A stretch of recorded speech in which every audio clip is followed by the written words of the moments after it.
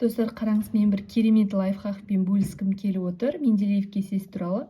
Мысалы, қарапайым осындай, кәдімгі базардан болсын, немесе бір сату орталығынан сатып алынған осындай Менделеев кестесінің кейбір түрлерінде ерекше түрлері болады.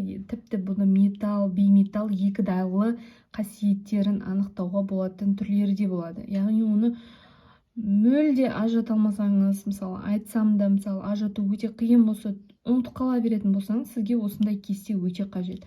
Өйткені қараңыз, мына жерде кестеде егер мынандай төрт бұрышке алынған болса, мысалы, мына жерде анықтама жазылған, яғни бұлар бейметалдар деп, мысалы, төрт бұрышы бар.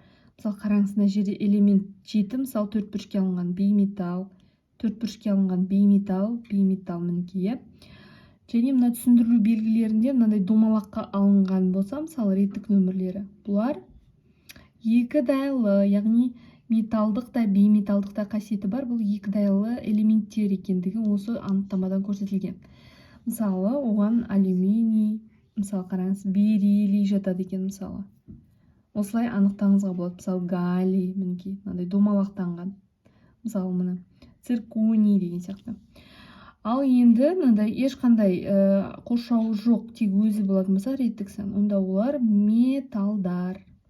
Мысалы, қараңыз, мына жерде литий, ештеңе қоршалмаған, реттік саны. Натрий қоршалмаған, мінекей, калий, кальций қоршалмаған, е?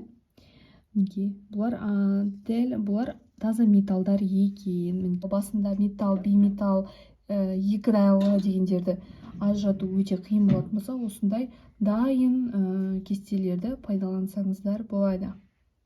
Егер сізге осы видео ұнаған болса, лайк басып, комментарий жазуды ұмытпаңыз.